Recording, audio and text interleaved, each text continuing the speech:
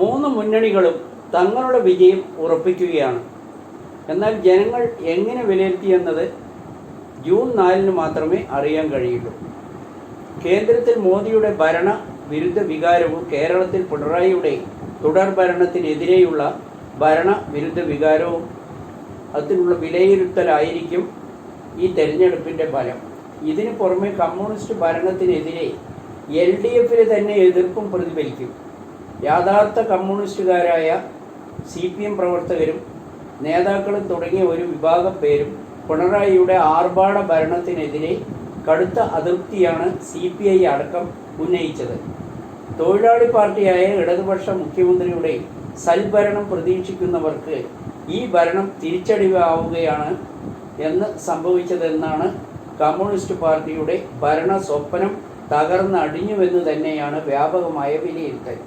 ഈ സാഹചര്യത്തിൽ തിരഞ്ഞെടുപ്പ് ഫലം പുറത്തു വരുമ്പോൾ വിവിധ വിലയിരുത്തലും സർവേകളും അവകാശവാദങ്ങൾക്കും ഉത്തരം നൽകേണ്ടി വരും. EP ജയരാജൻ കൂടുതൽ ജാഗ്രത പാലിക്കേണ്ടതായിരുന്നുവെന്ന് മുഖ്യമന്ത്രിയും MV ഗോവിന്ദനും പറഞ്ഞു. പാപിയുടെ കൂടെ ശിവൻ കൂടിയാൽ ശിവനും പാപിയാകും എന്ന് ഇടതുപക്ഷ മുഖ്യമന്ത്രി പിണറായി വിജയൻ പറഞ്ഞു. നന്ദകുമാറിനെ ഉദ്ദേശിച്ചാണ് പിണറായി വിജയൻ പറഞ്ഞത്. ആളെ പറ്റിക്കാനും പണത്തിനും വേണ്ടി എന്തും ചെയ്യാൻ നടക്കുന്നവരുടെ കൂടെയുള്ള കൂട്ടുകെട്ട് ഒഴിവാക്കേണ്ടതായിരുന്നു. LDF ചരിത്ര വിജയം നേടുമെന്നും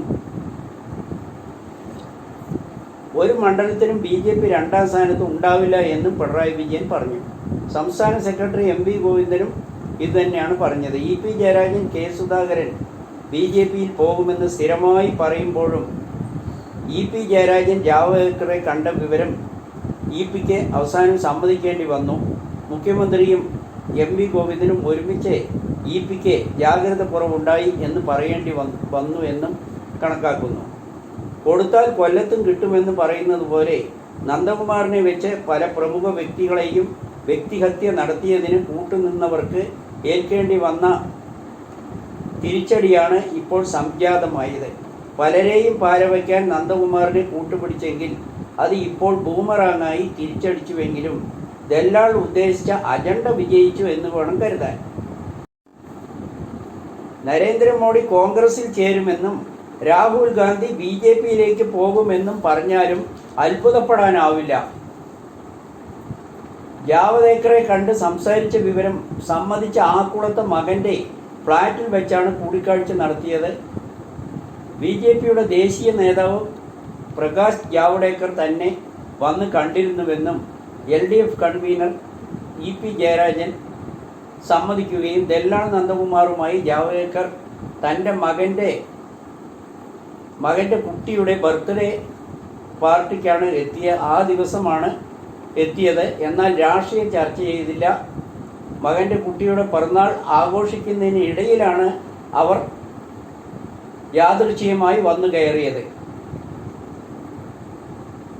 അപ്രതീക്ഷിതമായി അവർ കടന്നു വരികയായിരുന്നു. പരിചയപ്പെടാനാണെന്ന് വന്നതെന്ന് ജാവദേക്കർ പറഞ്ഞു. രാഷ്ട്രീയം സംസാരിക്കണമെന്ന് പറഞ്ഞപ്പോൾ താൻ അവിടെ നിന്ന് ഇറങ്ങി. അപ്പോൾ അവരും എൻ്റെ കൂടെ ഇറങ്ങിപ്പോയി. താൻ ഒരിക്കലും BJPയിൽ ചേരില്ല എന്നും പറഞ്ഞു. ദല്ലാൾ നന്ദകുമാറിനെതിരെ കേസ് കൊടുക്കാൻ കാരണം വേണ്ടേ? വെറുതെ കേസ് കൊടുക്കാൻ കഴിയുമോ എന്നാണ് തിരിച്ചു ചോദിച്ചത്. MV ഗോവിന്ദൻ്റെ ജാഥയിൽ പങ്കെടുക്കാതെ ദല്ലാൾ നന്ദകുമാറിൻ്റെ വീട്ടിൽ പോയതും ജനങ്ങൾ കണ്ടതാണ്. കേരളത്തിൽ പിണറായി സർക്കാർ പലരുടെ പേരിലും കേസെടുക്കുന്നത് കാരണം കണ്ടിട്ടാണോ? PC ജോർജ് അടക്കം കാരണമുണ്ടായിട്ടാണോ കേസെടുത്തത് എന്ന് UDF നേതാക്കൾ ചോദിക്കുന്നു. സുധാകരൻ BJPയിൽ പോകുമെന്ന് തറപ്പിച്ച് EP ജയരാജൻ പറഞ്ഞിരുന്നു. എന്നാൽ EP-യാണ് നീക്കം നടത്തിയതെന്ന് ഇപ്പോൾ വ്യക്തമായതായും ജനങ്ങൾ പറയുന്നു. നരേന്ദ്രമോദി തരം താഴുന്നു. അടിസ്ഥാനരഹിതമായ ആരോപണങ്ങൾ നിർത്തി ജനങ്ങളെ ആശയക്കുഴപ്പത്തിലാക്കുന്നുവെന്നാണ് പറയുന്നത്. കോൺഗ്രസ് ഭരണത്തിൽ വന്നാൽ രാജ്യത്തെ മുസ്ലിങ്ങളെ രാജ്യം വീതിച്ചു കൊടുക്കും, സ്ത്രീകളുടെ താലിമാല നഷ്ടപ്പെടുമെന്ന് വരെ പറയുന്നു. 55 കൊല്ലം ഇന്ത്യൻ നാഷണൽ ഇന്ത്യ ഭരിച്ചിട്ട് ഇന്ത്യയുടെ ഇപ്പോൾ കാണുന്ന ഉയർച്ചയും എല്ലാം ഏറ്റവും കൂടുതൽ പങ്കുവഹിച്ചത് കോൺഗ്രസ് തന്നെയാണ്. അവരുടെ ഭരണത്തിൽ ആരുടെയും താലിമാല കേന്ദ്ര സർക്കാരുകൾ തൊട്ടിട്ടില്ല, തൊടാറുമില്ല. രാജ്യത്തെ സ്വർണം BJPക്കാരാണ് പണയപ്പെടുത്തിയതെന്ന് ഇന്ത്യൻ ജനതയ്ക്ക് കൃത്യമായി അറിയുമെന്ന് രാഷ്ട്രീയ നിരീക്ഷകർ പറയുന്നു.